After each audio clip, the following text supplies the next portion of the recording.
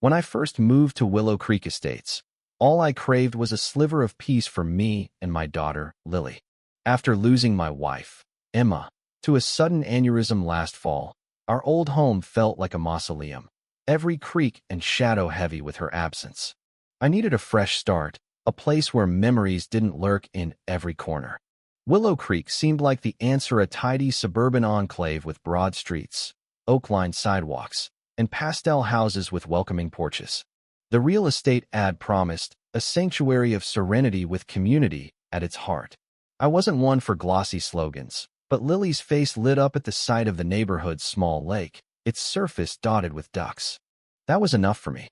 We settled into a cozy two-bedroom on Maple Lane, a quiet cul-de-sac.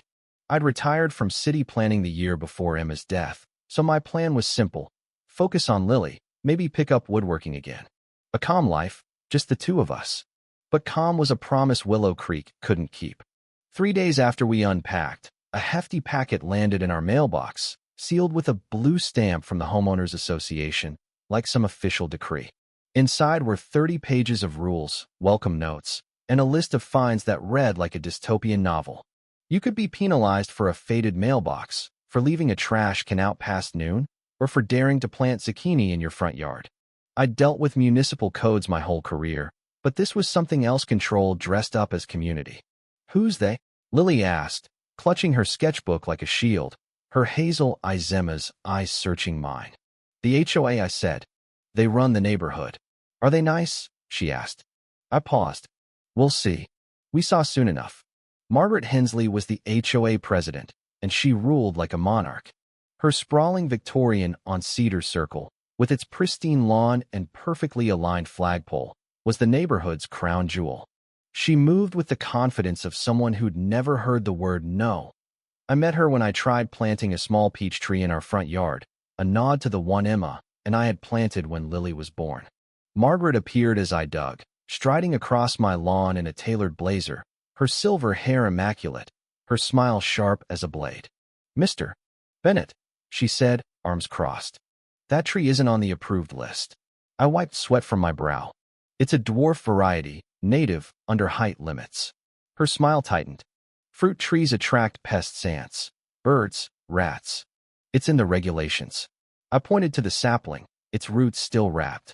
I'll net it. You'll remove it, she countered, already turning away.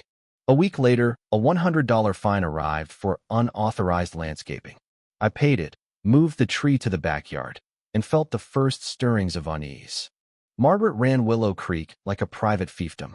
She installed cameras at the community center, fined people for chipped paint, and once demanded a resident repaint their garage door for being too teal. At monthly meetings, she'd smile for exactly 5 minutes before steamrolling dissent. Lily, picking at her charcoal pencils one night, asked, "Why doesn't anyone push back?" I sighed. People avoid fights they don't think they can win. But her question lingered, and so did Margaret's smug certainty, burrowing under my skin like a splinter. Then I noticed something off. Walking past the community center one spring afternoon, I saw the building's drainage was shoddy water pooled at the base, a recipe for rot. The roofline sagged slightly, and the siding looked flimsy, unfit for coastal storms. I'd spent 30 years spotting these flaws, and instinct kicked in. I pulled public records and found the center, built 6 years ago, had been fast-tracked with minimal oversight. Its materials didn't meet Florida's hurricane codes. Worse, Margaret had announced at the last meeting that the HOA had dropped its catastrophic insurance to cut waste. I knew then that trouble was brewing, but I wasn't ready to act, not yet. The first rail warning came in a glossy memo slipped into every mailbox, announcing budget cuts. No more spring festival, no new playground, no tree maintenance, and, most alarmingly, no insurance renewal. Margaret's note read, "We prioritize fiscal responsibility over fear. Storms are rare. Let's not bankrupt ourselves for nothing." It wasn't just reckless, it was dangerous. I started collecting evidence, permits, photos, code violations. Habit, not paranoia. At the next meeting, packed with uneasy residents, Margaret dismissed concerns about the insurance cut. "We've had no major storms in 8 years, she said, waving off a woman named Clara who asked about flood risks. "Panic costs more than storms." I stood in the back, itching to speak, but holding back.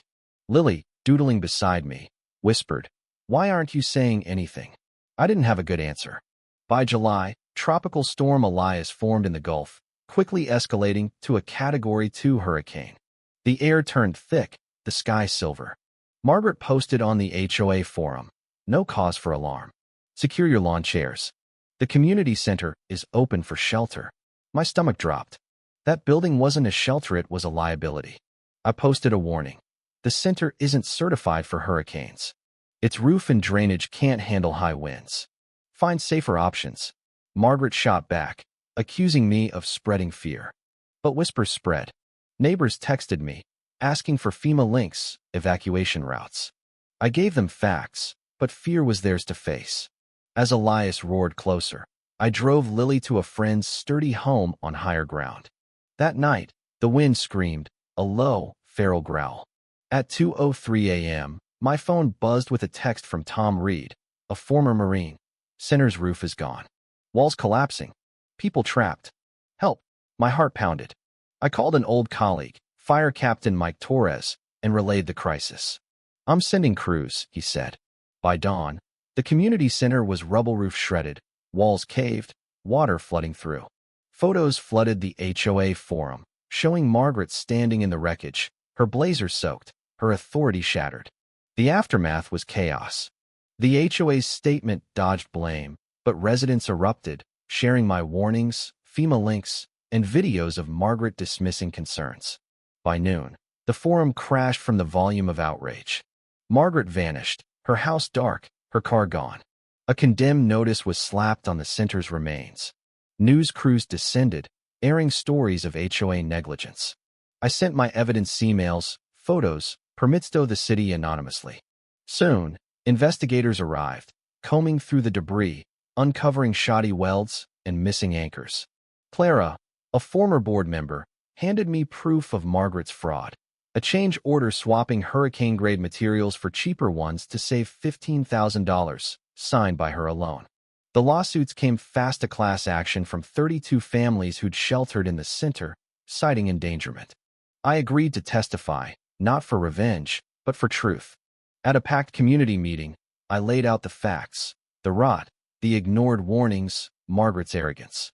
The room fell silent, stunned by how close we'd come to tragedy. A week later, Margaret faced a $2.8 million judgment. Her home was auctioned.